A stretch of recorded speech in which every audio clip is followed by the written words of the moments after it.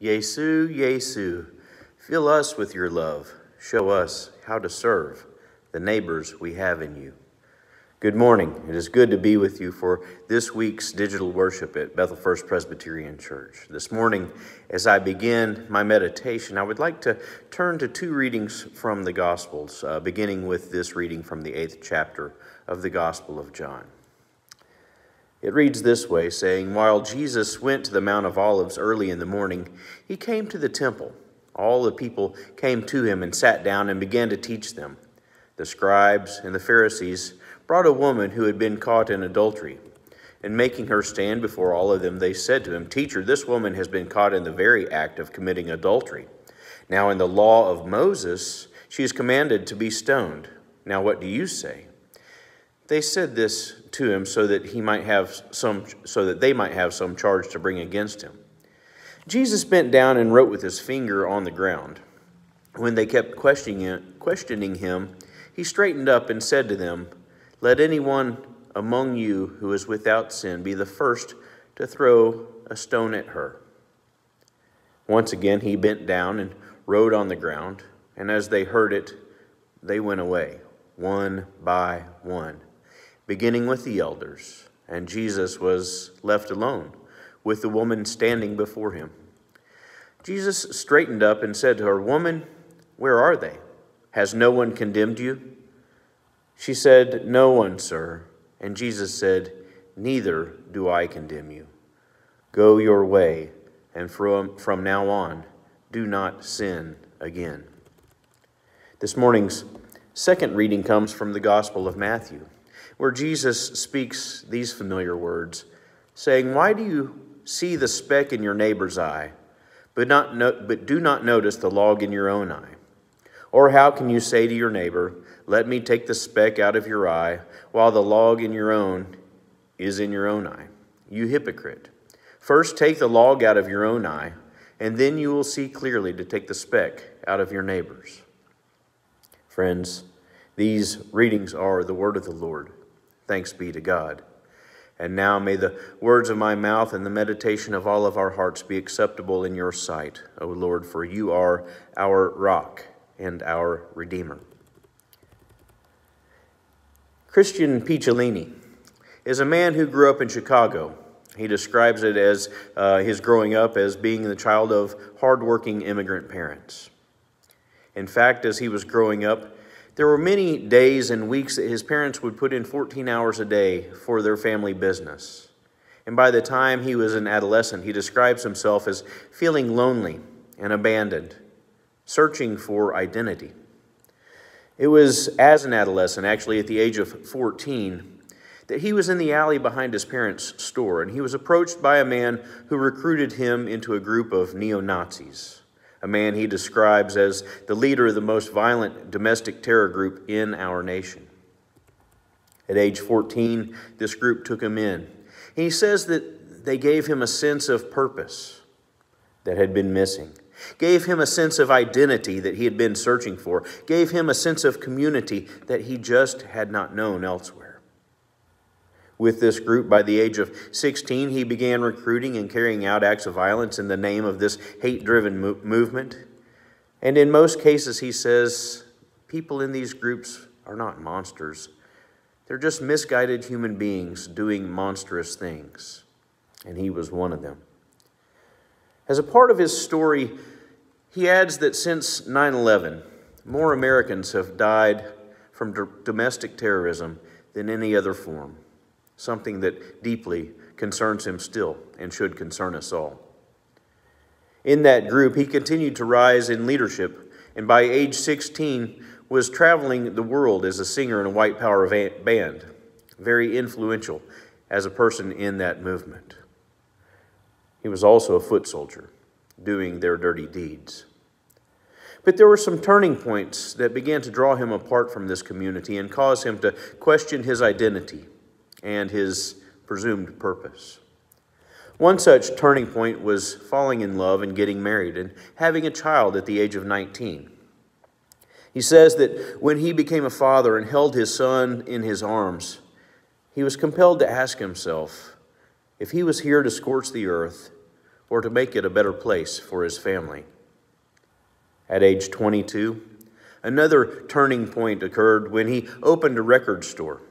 He did this in a sense as a means of stepping back from the streets and stepping back from direct leadership in that group. But he also continued to promote the work and worldview of this group by selling white power music. As a businessman, though he knew that the neighboring businesses would not accept his store with only that product on the shelves, so he diversified the product line and also included in his inventory rap and hip-hop, rock and punk. And as a result of this choice, he began to meet different people. Black people, Jewish people, people of alternative lifestyles that were the very people his neo-Nazi community had blamed for all the world's ills. As his customers, he began talking with them. He began connecting with them and getting to know them personally. With his newfound customers, he knew he had to pull the white power music off his shelves, and he made that difficult decision. And when he did, he found that the store could not sustain itself, and he lost his business. By that time, he had also lost his wife and children because he was unwilling to leave the movement soon enough, he says, to save his marriage.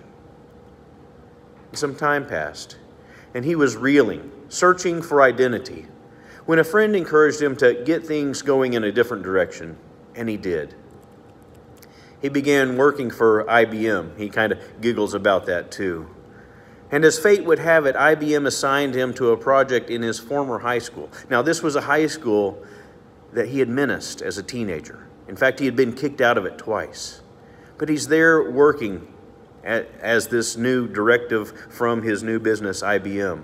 And he was terrified there that he would be recognized, especially when he saw Officer Holmes, the school's security guard, the same security guard from his high school days. He was, in fact, the security guard he had started a fight with, leading to his second and final expulsion from that school. And there in his workspace, he realized the security guard did not recognize him. Yet he felt drawn to say something, to connect with him. So he followed him out to the parking lot, and as the man was getting in his car, Picciolini put his hand on the man's shoulder. And as he turned, he could tell that there was terror in this security guard's eyes. "I'm sorry," he apologized. And the guard heard his apology and said he understood. Said that with his work as a security guard in a high school, he encountered a lot of students and many misguided youth that were similar. "He embraced me," Picciolini says. "He embraced me and he forgave me, and he encouraged me to forgive myself." The final turning point in his story comes with what follows. Officer Holmes made him promise one thing. He asked him to promise to tell his story to whoever would listen. Friends, he's been telling that story now for 19 years. And he's been helping others leave behind a life of violent, hate-filled judgmentalism to find a new path, a new identity, a new purpose, a new community. And when asked how he does what he does, he says, "I start by listening to them with compassion. I don't judge. I don't correct. I listen.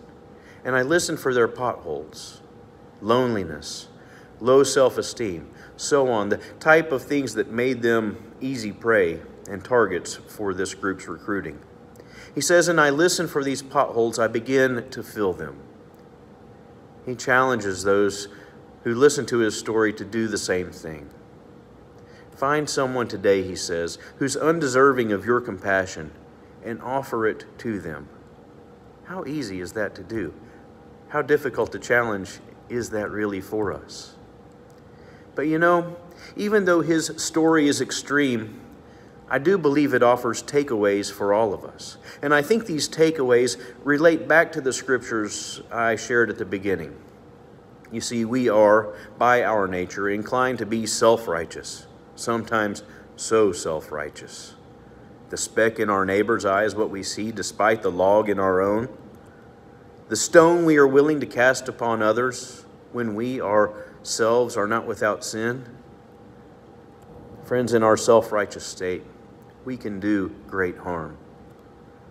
But when we ourselves are offered forgiveness, when we are encouraged to forgive others, and when we are treated with compassion and challenged to offer compassion to others as well, and when we find empathy for others who differ from us in ways and shapes and forms that we have been taught to dislike or even despise, then and only then can we work on removing the logs from our own eyes and dropping those stones of judgment and get on with being bridge builders and healers and peacemakers, citizens of God's kingdom, inviting others to be citizens there as well. As people of faith, may we rise to this challenge. May we see others as worthy of our compassion, of our empathy, of our energy, and of our time.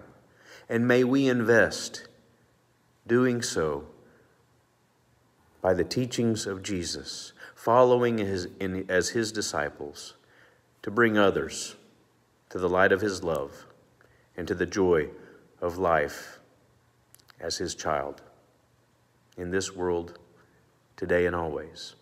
Amen and amen.